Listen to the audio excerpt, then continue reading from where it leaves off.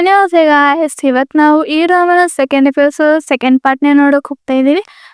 ಹೀರೋನ ಅಜ್ಜಿ ಮೀಟ್ ಮಾಡೋದಕ್ಕೋಸ್ಕರ ಕರೆದಿರ್ತಾರೆ. ಹಾಗಾಗಿ ನಮ್ಮ ಹೀರೋನು ಅಜ್ಜಿನ ಮೀಟ್ ಮಾಡೋಣ ಅಂದ್ಬಿಟ್ಟು ಅವ್ರ ಮನೆಗೆ ಹೋಗಿರ್ತಾರೆ.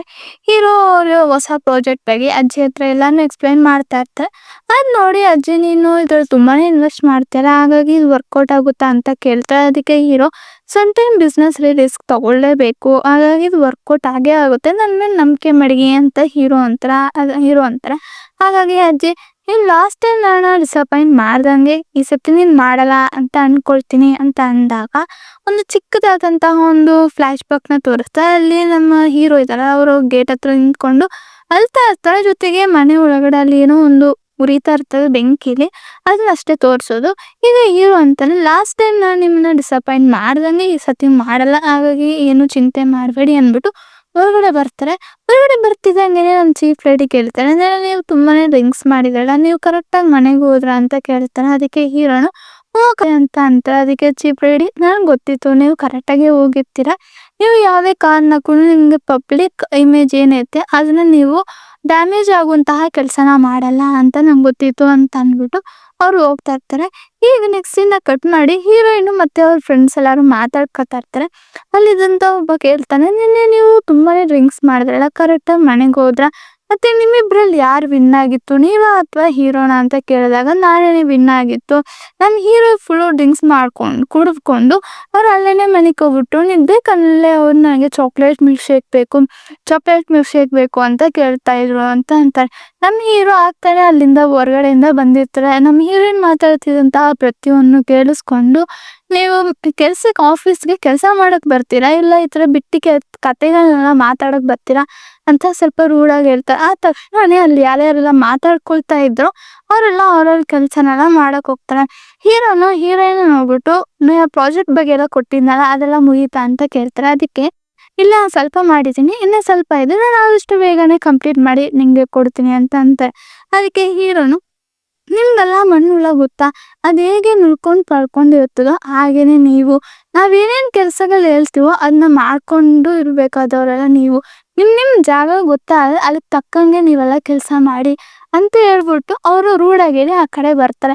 ಅದನ್ನ ಕೇಳಿಸ್ಕೊಂಡಂತಹ ನಮ್ಮ ಹೀರೋಯಿನ್ ಫುಲ್ಲು ಟೆನ್ಷನ್ ಆಗಿ ನಮ್ಮ ಹೀರೋ ಆಫೀಸ್ಗೆ ತುಂಬ ಕೋಪದಲ್ಲಿ ಓಡ್ ಬಂದು, ನೀವೇನು ನಮ್ಮನ್ನ ಮಣ್ಣುಳ ಪಡ್ಕೊಂಡೆಲ್ಲ ಕೆಲಸ ಮಾಡಬೇಕು ಅನ್ನೋದು, ನಾವು ಇಲ್ಲಿ ಸ್ಯಾಲ್ರಿಗೋಸ್ಕರ ಕೆಲಸ ಮಾಡ್ತಿರೋದು, ಅದಕ್ಕೋಸ್ಕರ ನೀವು ನಮ್ಮ ಹತ್ರ ಎಲ್ಲ ಮಾತಾಡ್ಬೋದು ಅಂದ್ಬಿಟ್ಟು ಜೋರಾಗಿ ಅವ್ರು ಜಗಳ ಆಡ್ತಾರೆ. ಅದನ್ನ ಕೇಳಿಸ್ಕೊಂಡಂತ ಹೀರೋ, ಒಂದು ಬಾಸ್ ಹತ್ರ ನೀವೀಗ ಮಾತಾಡೋದು ಅಂತ ಅದಕ್ಕೆ ಹೀರೋಯಿನ್, ನೀವು ನಮ್ಮ ಹತ್ರ ಈಗ ಮಾತಾಡ್ಬೋದಾ ಅಂತ ಅಂದಾಗ, ನಿಮಗೆ ಕೆಲಸನ ತೆಗ್ದಾಕ್ಬೇಕಾ, ನೀವು ಕೆಲಸ ಬೇಕಾ ಅಂತ, ಅದಕ್ಕೆ ನಂಗೆ ಕೆಲಸ ಬೇಡ, ನಾನೇ ರಿಸೈನ್ ಮಾಡ್ತೀನಿ, ಕೆಲಸದಿಂದ ತೆಗ್ದಾಕಿ ಅಂತ ಅದಕ್ಕೆ ಆ ತಕ್ಷಣ ಅವ್ರ ಫ್ರೆಂಡ್ ಒಂದು ಹುಡುಗ ಬಂದ್ಬಿಟ್ಟು, ಇಲ್ಲ ಅವಳು ನೆನ್ನೆ ಕುಡ್ತಿರೋದ್ರಿಂದ ಆ ಥರ ಎಲ್ಲ ಮಾತಾಡ್ತಾವಲ್ಲ, ನೀವೇನು ತಲೆಗೆ ಹಾಕೋಬೇಡಿ ಅಂದ್ಬಿಟ್ಟು ನಮ್ಮ ಹೀರೋಯಿನ್ ಈಚೆಗಡೆ ಕರ್ಕೊಂಡಿರ್ತಾರೆ. ಅಲ್ಲಿ ಪಕ್ಕನೇ ನಮ್ಮ ಚೀಫ್ ಲೇಡಿ ಇರ್ತಾರೆ. ಅವ್ರು ಅಂತಾರೆ, ನೀವು ನಾನು ಅಜ್ಜಿಗೆ ರಿಪೋರ್ಟ್ ಮಾಡ್ಬೇಕಾಯ್ತದೆ, ನೀವು ಈ ಥರ ಮಾಡ್ತಿದ್ರೆ ಇಲ್ಲಿಗೇನೆ ನಿಲ್ಲಿಸಿ, ಯಾಕಂದರೆ ನೀವು ಈ ಥರ ಮಾಡೋದ್ರಿಂದ ಪ್ರತಿಯೊಬ್ಬರಿಗೂ ನೀವು ಅವ್ರನ್ನ ಬುಳ್ಳಿ ಮಾಡ್ತಿದ್ದೀರಾ ಅನ್ನೋ ಹಾಗೆ ಆಗುತ್ತೆ, ಹಾಗಾಗಿ ನೀವು ಈ ಥರ ನಿಲ್ಲಿಸಿಲ್ಲ ಅಂದರೆ ನಾನು ಅಜ್ಜಿಗೆ ನಿಮ್ಮನ್ನ ರಿಪೋರ್ಟ್ ಮಾಡಬೇಕಾಗುತ್ತೆ ಅಂತ ಹೇಳ್ಬಿಟ್ಟು ಅವರು ಹೊಂಟೋಯ್ತಾರೆ. ಅಲ್ಲಿ ಕಟ್ ಮಾಡಿ ನಮ್ಮ ಹೀರೋಯಿನ್ ಮತ್ತು ಅವ್ರ ಫ್ರೆಂಡ್ ಮಾತಾಡ್ಕೊಳ್ತಾ ಇರ್ತಾರೆ. ಅವ್ನು ಏನು ಅಂದ್ಕೊಬಿಟ್ಟವನೇ, ಅವನನ್ನು ನಮ್ಮಂಗೆ ತಾನೇ ಸ್ಯಾಲ್ರಿ ಇದಕ್ಕೆ ತಾನೇ ಅವ್ನು ಕೆಲಸ ಮಾಡೋದು, ನಾವು ಸ್ಯಾಲ್ರಿಗೋಸ್ಕರ ಕೆಲಸ ಮಾಡೋದ್ರಿಂದ ಆಗಲ್ಲ, ಮಾತಾಡ್ಬೋದು, ಅವ್ನಿಗೇನು ಲಿಮಿಟ್ ಇದೆ, ಏನು ಅಂದ್ಕೊಂಡು ಆ ಥರ ಎಲ್ಲ ಮಾತಾಡ್ತವನೆ ಅಂತ ಅಂದ್ಬಿಟ್ಟು ನಮ್ಮ ಹೀರೋಯಿನ್ ಅಲ್ಲಿ ಕಿರ್ಚ್ಕೊಂಡು ಜಗಳ ಆಡ್ಕೊಂಡು ಮಾತಾಡ್ತಾ ಇರ್ತಾರೆ. ಅದಕ್ಕೆ ಅವ್ನ ಫ್ರೆಂಡ್ ಅಂತ, ನಿಮ್ಗೆ ಗೊತ್ತಿಲ್ವಾ ಈ ರೂಮರ್ ಬಗ್ಗೆ, ನೀವು ಅಂದ್ಕೊಂಡಿರುವಂಗೆ ಅವ್ರೇನು ಸ್ಯಾಲ್ರಿಗೋಸ್ಕರ ಅವ್ರೇನು ಕೆಲಸ ಮಾಡ್ತಿಲ್ಲ, ಈ ಕಂಪನಿ ಅಜ್ಜಿ ಇದ್ದಾರಲ್ಲ CEO, ಒಬ್ಬ ಮೊಮ್ಮಗ ಅವನು ಅಂತಂತಾರೆ. ಆಗ ನಮ್ಮ ಹೀರೋಯಿನ್ಗೆ ಅವಾಗಲೇ ಭಯ ಸ್ಟಾರ್ಟ್ ಆಗೋದು ಏನು ಅಂತ. ಆಮೇಲೆ ಒಂದು ಐಡಿಯಾ ಬರುತ್ತೆ, ಇವನು ಎಷ್ಟೇ ಶ್ರೀಮಂತ ಆದ್ರೂ ಒಂದು ಸೀಕ್ರೆಟ್ ಇದ್ದೇ ಇರುತ್ತಲ್ಲ, ಅದನ್ನ ನಾನು ಕಂಡುಹಿಡಿತೀನಿ ಅಂದ್ಬಿಟ್ಟು ಇದು ಮಾಡ್ತಾರೆ. ಈಗ ಆ ಸೀನ ಕಟ್ ಮಾಡಿ ನಮ್ಮ ಕಿಮ್ ಮತ್ತೆ ಹೀರೋನ ತೋರಿಸ್ತಾರೆ. ಕಿಮ್ ಬಂದು ಹೀರೋಯಿನ್ ಬಗ್ಗೆ ಕಲೆಕ್ಟ್ ಮಾಡಿದಂತಹ ಪ್ರತಿಯೊಂದನ್ನು ಸಹ ಹೀರೋ ಹತ್ರ ಹೇಳ್ತಾ ಇರ್ತಾರೆ. ಅವ್ರು ಸ್ವಲ್ಪ ತುಂಬ ಸ್ಟ್ರಿಕ್ಟ್ ಆದವರು, ಮತ್ತು ಕೆಲಸದಲ್ಲಿ ತುಂಬ ಹಾರ್ಡ್ ವರ್ಕಿಂಗ್, ಯಾವುದೇ ಒಂದು ಕೆಲಸನೂ ಸಹ ಅವರು ಈಸಿಯಾಗಿ ಗಿವ್ ಅಪ್ ಮಾಡಲ್ಲ. ನಿನ್ಗೆ ಅವ್ರು ಕಂಡ್ರೆ ಇಷ್ಟನಾ, ಅವಳು ನಿಂಗೆ ಪರ್ಫೆಕ್ಟ್ ಜೋಡಿ ಅಂತ ಅಂತಾರೆ. ನಿನ್ನ ರಿಜೆಕ್ಟ್ ಮಾಡಿದಾಗಿಂದ ನೀನು ಯಾವುದೇ ಒಂದು ರಿಲೇಷನ್ಶಿಪ್ ಒಳಗೆ ನೀನು ಎಂಟ್ರಿ ಆಗಿಲ್ಲ, ಹಾಗಾಗಿ ದಯವಿಟ್ಟು ಈಗಾದರೂ ನೀವು ಯಾವುದಾದ್ರು ಒಂದು ರಿಲೇಷನ್ಶಿಪ್ ಒಳಗೆ ಎಂಟ್ರಿ ಆಗೋ ಅಂತ ಅಂತಾರೆ.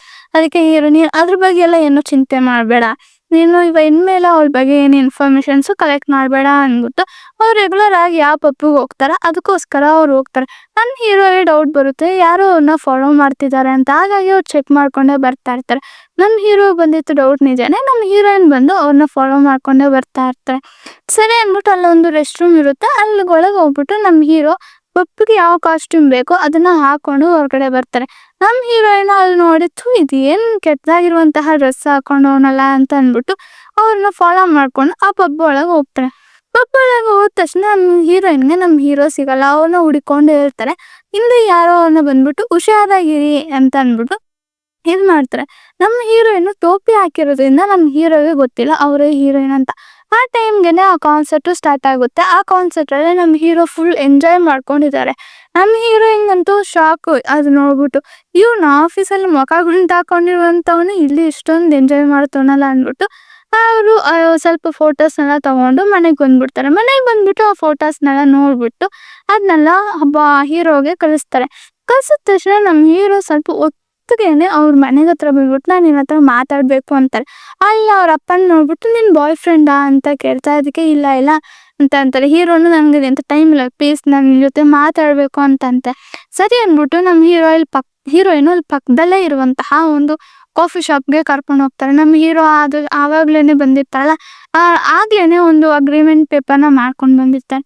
ಫಸ್ಟ್ ಅಗ್ರಿಮೆಂಟಲ್ಲಿ ಯಾವ್ದಾದ್ರು ಫೋಟೋಸ್ ನೀನು ತೊಗೊಂಡಿದ್ಯಾ ಅದನ್ನಲ್ಲಿ ಡೇಟ್ ಮಾಡಬೇಕು. ಸೆಕೆಂಡ್ ಇಲ್ಲಿ ನಡೆದಿರೋದು ಯಾರಿಗೂ ನೀನು ಹೇಳ್ಬಾರ್ದು. ಥರ್ಡ್ ನೀನು ನಾನು ಯಾವಾಗ ಕರೆದ್ರೂ ಕಾಲ್ ಮಾಡಿದ್ರು ನೀವು ರೆಸ್ಪಾನ್ಸ್ ಮಾಡಬೇಕು ಅಂತೆ 3 ಅಗ್ರಿಮೆಂಟ್ನ ಹಾಕಿರ್ತಾರೆ. ಇನ್ ಕೇಸ್ ನೀನು ಇದಕ್ಕೆಲ್ಲ ಅದಕ್ಕೂ ಓಕೆ ಅನ್ನೋದಾದ್ರೆ ಇದಕ್ಕೆ ಸೈನ್ ಹಾಕು. ನಿನಗೆ ಕೆಲಸ ಬಂದು ನಾನು ಸೆಕ್ಯೂರಾಗಿ ಮಡಗಿರ್ತೀನಿ, ನಿನ್ನನ್ನು ನನ್ನ ಕೆಲಸದಿಂದ ತೆಗ್ದಾಕಲ್ಲ ಅಂತ ಅಂದ್ಬಿಟ್ಟು ಆ ಪೇಪರಲ್ಲಿ ಇರುತ್ತೆ. ನಮ್ಮ ಹೀರೋನ್ಗೆ ಕೆಲಸನೇ ಮೇನ್ ಅಲ್ವಾ. ಹಾಗಾಗಿ ಏನಕ್ಕೂ ಅವರು ಥಿಂಕ್ ಮಾಡ್ದೇನೆ ಆ ಪೇಪರ್ಗೆ ಸೈನ್ ಮಾಡಿಬಿಡ್ತಾರೆ. ನಮ್ಮ ಹೀರೋನು ತುಂಬಾ ಖುಷಿಯಾಗಿ ಆಫೀಸಿಗೆ ಬಂದಿರ್ತಾರೆ. ಅಲ್ಲಿರುವಂಥ ಅವ್ರ ಫ್ರೆಂಡ್ ಕೇಳ್ತಾರೆ ನಾನು ಅನ್ಕೊಂಡು ನೀವು ಇವತ್ತು ತುಂಬ ಬೇಜಾರಲ್ಲಿ ಇರ್ತೀರಾ ಅಂತ ಅನ್ಕೊಂಡೆ ಆದರೆ ಇಷ್ಟೊಂದು ಖುಷಿಯಾಗಿದ್ದೀರಲ್ಲ ಅಂತ ಅದಕ್ಕೆ ಹೀರೋಯಿನ್ ಅಂತಾರೆ ಒಂದು ಕೆಲಸದಲ್ಲಿ ಏನು ಮೇನ್ ಆಗಿರಬೇಕು ಅಂತ ಅದಕ್ಕೆ ಅವ್ರ ಫ್ರೆಂಡು ವೆಕೇಶನ್ ಮತ್ತು ಸ್ಯಾಲ್ರಿ ಅಂತಂತ. ಅದಕ್ಕೆ ಹೀರೋಯಿನು ಹೌದು ಅದು ಎರಡೂ ಮೇನ್ ಆಗಿರಬೇಕು, ಅದಕ್ಕಿಂತ ಮೇನು ಕೆಲಸ ಸೆಕ್ಯೂರ್ ಆಗಿರೋದು ಅಂತ ಅಂತಾರೆ.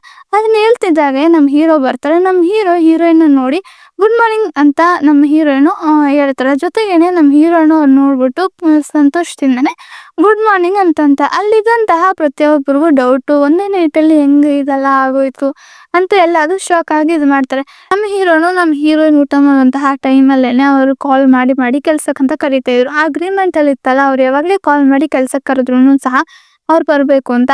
ಹಾಗಾಗಿನೇ ನಮ್ಮ ಹೀರೋಯಿನು ಕಾಲ್ನ ರೆಸ್ಪಾನ್ಸ್ ಮಾಡಿ ಅವ್ರು ಊಟನೇ ಮಾಡ್ತಿದ್ರು ಸಹ ಊಟನ ಬಿಟ್ಬಿಟ್ಟು ಅವ್ರು ಕರೆದ ಕಡೆಲ್ಲ ಹೋಗಿ ಕೆಲಸ ಮಾಡ್ತಾ ಇದ್ರು. ನಮ್ಮ ಹೀರೋಯಿನು ಎಷ್ಟಂತ ಸಹಿಸ್ಕೋತಾರೆ. ಅದಕ್ಕೋಸ್ಕರ ನಮ್ಮ ಹೀರೋಯಿನ್ ಕೇಳ್ತಾರೆ ನೀವು ನನ್ನ ಈ ಥರ ಮಾಡಿರೋದ್ರಿಂದ ನನ್ನ ಹತ್ರ ರಿವೆಂಜ್ ತೊಗೊಳ್ತಿದ್ದೀರಾ ಅಂತ ಕೇಳ್ತಾರೆ. ಅವರು ನಿನಗೆ ಕೆಲಸ ಬೇಕಂದ್ರೆ ನೀನು ಇದನ್ನ ಮಾಡಲೇಬೇಕು ಮಾಡು ಅಂತ ಅಂತಾರೆ. ಸರಿ ಅಂದ್ಬಿಟ್ಟು ನಮ್ಮ ಹೀರೋಯಿನು ಎಲ್ಲ ಕೆಲಸನ ಮಾಡಿಬಿಟ್ಟು ಸ್ವಲ್ಪ ಹೊತ್ತು ಫೋನ್ ನೋಡೋಣ ಅಂದ್ಬಿಟ್ಟು ಫೋನ್ ನೋಡ್ತಾರೆ. ಆ ಫೋನಲ್ಲಿ ಒಂದು ಮೆಸೇಜ್ ಬಂದಿರ್ತದೆ. ನೀನು ಫೋಟೋ ಕಳಿಸ್ತೀನಿ ಅಂತ ಅಂದಲ್ಲ, ಫೋಟೋನೇ ಕಳಿಸಿಲ್ವಲ್ಲ ಅಂತ ಒಂದು ಮೆಸೇಜ್ ಇರುತ್ತೆ. ಅಲ್ಲ ನಮ್ಮ ಹೀರೋ ನೋಡ್ಬಿಟ್ಟು ಇದೇನು ಅಂತ ಕೇಳ್ತಾರೆ. ಅದಕ್ಕೆ ಇಲ್ಲ ನೀವೇನು ಚಿಂತೆ ಮಾಡಬೇಡಿ, ಇದೇನು ಆ ಫೋಟೋ ಬಗ್ಗೆ ಅಲ್ಲ, ನಾನೊಂದು ರೆಸ್ಟೋರೆಂಟ್ ಬಗ್ಗೆ ಫೋಟೋಕ್ಕೆ ಕಳಿಸ್ತೀನಿ ಅಂತ ಅಂದಿದೆ ಅದ್ರ ಬಗ್ಗೆನೇ ಅಂತ ಅಂದ್ಬಿಟ್ಟು ಇದು ಮತ್ತೆ ಸರಿ ಇವಾಗ ನಾನು ಮನೆಗೆ ಹೋಗ್ತೀನಿ ಅಂತ ನಮ್ಮ ಹೀರೋಯಿನ್ ಅಂತಾರೆ. ಇಲ್ಲ ನೀನು ಬಾ ನನ್ನ ಜೊತೆ ಅಂತ ಅಂದ್ಬಿಟ್ಟು ಒಂದು ಬಟ್ಟೆ ಶೋರೂಮ್ ಇರುತ್ತೆ ಅಲ್ಲಿ ಕರ್ಕೊಂಡು ಹೋಗ್ತಾರೆ. ಅಲ್ಲಿಗೆ ಹೋಗ್ಬಿಟ್ಟು ನಮ್ಮ ಹೀರೋನು ಡಿಫ್ರೆಂಟ್ ಆಗಿರುವಂತಹ ಸೂಟ್ನೆಲ್ಲ ಟ್ರೈ ಮಾಡ್ತಾರೆ. ನಮ್ಮ ಹೀರೋನು ಯಾವುದಕ್ಕೂ ಚೆನ್ನಾಗಿಲ್ಲ ಅಂತ ಅಂದ್ಬಿಟ್ಟು ಇದು ಮಾಡ್ತಾ ಇರ್ತಾರೆ. ಕೊನೆಗೆ ಒಂದು ಸೂಟ್ನ ಓಕೆ ಚೆನ್ನಾಗಿದೆ ಅಂತಂತಾರೆ. ಆದ ತಕ್ಷಣನೇ ಆ ಹೀರೋಯಿನ್ಗೂ ಒಂದು ಡ್ರೆಸ್ನ ಕೊಡ್ತಾರೆ. ಆ ಹೀರೋಯಿನು ಇದು ನಾನು ಹಾಕುವಂತಹ ಡ್ರೆಸ್ ಅಲ್ಲ, ನನಗಿದು ಚೆನ್ನಾಗಿ ಕಾಣಲ್ಲ ಬೇಡ ಅಂತ ಅದಕ್ಕೆ ಹೀರೋನು ಇದೇ ಡ್ರೆಸ್ಸಲ್ಲಿ ಬರ್ತೀಯ ಪಾರ್ಟಿಗೆ ಅಂತ ಅದಕ್ಕೆ ಸರಿ ಅಂದ್ಬಿಟ್ಟು ನಮ್ಮ ಹೀರೋಯಿನ್ನು ಆ ಡ್ರೆಸ್ನ ಹಾಕೊಂಡು ಬರ್ತಾರೆ. ನಮ್ಮ ಹೀರೋಗೆ ನಮ್ಮ ಹೀರೋಯಿನ್ ಆ ಡ್ರೆಸ್ಸಲ್ಲಿ ನೋಡಿ ಶಾಕ್ ಆಗಿ ಅವ್ರಿಗೇನೆ ಲವ್ ಆಗ್ತಾ ಇರ್ತಾರೆ. ಸರಿ ಅಂದ್ಬಿಟ್ಟು ಅವ್ರು ಪೇ ಮಾಡಿಬಿಟ್ಟು ಅಲ್ಲಿಂದ ಬರ್ತಾರೆ. ಆ ಸೀನ್ನ ಕಟ್ ಮಾಡಿ ನಮ್ಮ ಕಿಮ್ನ ತೋರಿಸ್ತಾನೆ. ಕಿಮ್ ಬಂದು ಅದೇ ನಮ್ಮ ಹೀರೋಯಿನ್ ಫ್ರೆಂಡು ರೆಸ್ಟೋರೆಂಟ್ ಬಗ್ಗೆ ಸೋಷಿಯಲ್ ಮೀಡಿಯಾದಲ್ಲಿ ಹಾಕಿದ್ರಲ್ಲ ಅದನ್ನ ಹುಡ್ಕೊಂಡು ಬಂದಿರ್ತಾರೆ. ಅದಕ್ಕೆ ಅಲ್ಲಿ ನಮ್ಮ ಹೀರೋಯಿನ್ ಫ್ರೆಂಡ್ ಅಂದರೆ ನೀವು ರೆಸ್ಟೋರೆಂಟ್ನ ಹುಡ್ಕೊಂಡು ಬಂದಿದ್ದೀರಾ ಅಂತ ಅಂದಾಗ ನೀವೇನೇ ಈ ರೆಸ್ಟೋರೆಂಟ್ ಓನರ್ ಅಂತ ಕೇಳ್ತಾರೆ. ಅದಕ್ಕೆ ಹೌದು ಅಂತ ಮಾತಾಡ್ಕೊಳ್ತಿದ್ದಾಗ ಅಲ್ಲೊಂದು ಸೈಕಲ್ ಓಡಿಸ್ಕೊಂಡು ಒಂದು ಹುಡುಗ ಬರ್ತಾನೆ. ಅವನು ಕಿಮ್ಗೆ ಗುದ್ದಕ್ಕಂತ ಬರುತ್ತೆ. ಆ ತಕ್ಷಣ ನಮ್ಮ ಹೀರೋಯಿನ್ ಫ್ರೆಂಡು ಅವ್ರ ಕೈಯಲ್ಲಿದ್ದಂತಹ ಪೇಪರ್ನೆಲ್ಲ ಬಿಸಾಕಿ ಅವನ್ನ ಹಿಡ್ಕೊಂಡು ಕಾಪಾಡ್ತಾರೆ. ಅವರು ಪೇಪರ್ ಎಲ್ಲ ಇರ್ತದೆ ಅದೆಲ್ಲ ಕೆಳಗೆ ಬಿದ್ದಿರುತ್ತೆ. ಹಾಗಾಗಿ ಅವರಿಬ್ಬರೂ ಸಹ ಅದನ್ನ ಎತ್ತಾಕ್ತಾ ಇರ್ತಾರೆ. ಕಿಮ್ ಅವ್ರ ಗರ್ಲ್ ಫ್ರೆಂಡ್ ನೋಡ್ಬಿಟ್ಟು ಅವಳು ಹಾಗೆ ಡೌಟ್ ಪಡ್ತಾಳೆ. ಹಾಗಾಗಿ ಅವಳು ಅದನ್ನ ನೋಡ್ಕೊಂಡು ಸರಿ ಅಂದ್ಬಿಟ್ಟು ರೆಸ್ಟೋರೆಂಟ್ ಒಳಗಡೆ ಹೋಗ್ತಾರೆ.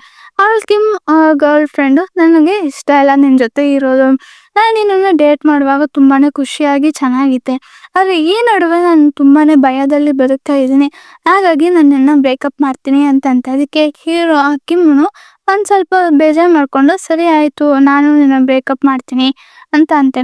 ಆಮೇಲಿಂದ ಅವಳು ಆ ಕಡೆಯಿಂದ ಹೊಂಟೋಯ್ತಾಳೆ.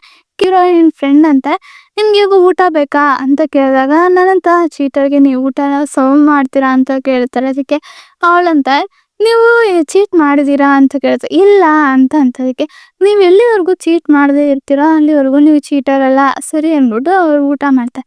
ಈಗ ನಮ್ಮ ಹೀರೋ ಮತ್ತೆ ಹೀರೋಯಿನ್ ತೋರಿಸ್ತಾ ಅವರು ಪಾರ್ಟಿಗೆ ಹೋಗ್ತಾ ಇರ್ತಾರೆ. ಅದಕ್ಕೆ ಹೀರೋಯಿನ್ ಅಂತಾರೆ ನೀವು ಯಾರಿಗೂ ನಿಮ್ಮ ಗರ್ಲ್ ಫ್ರೆಂಡ್ ಅಂತ ಎಲ್ಲ ಇಂಟ್ರೊಡ್ಯೂಸ್ ಮಾಡಬೇಡಿ, ನನಗೆ ಅದರಿಂದಾನೇ ತೊಂದರೆ ಆಗುತ್ತೆ ಅಂತ ಅದಕ್ಕೆ ಹೀರೋನ ಚಿಂತೆ ಏನು ಮಾಡಬೇಡ, ನಾನು ಯಾಕೆ ನೀನು ನಮ್ಮ ಗರ್ಲ್ ಫ್ರೆಂಡ್ ಅಂತೆಲ್ಲ ಇಂಟ್ರೊಡ್ಯೂಸ್ ಮಾಡಲಿ ಅಂತ ಹೇಳ್ಕೊಂಡು ಬರ್ತಾ ಇರ್ತಾರೆ. ಅಲ್ಲಿನೇ ನಮ್ಮ ಹೀರೋ ಫ್ರೆಂಡ್ಸ್ ತುಂಬ ಜನ 4 ಜನ ಇರ್ತಾರೆ.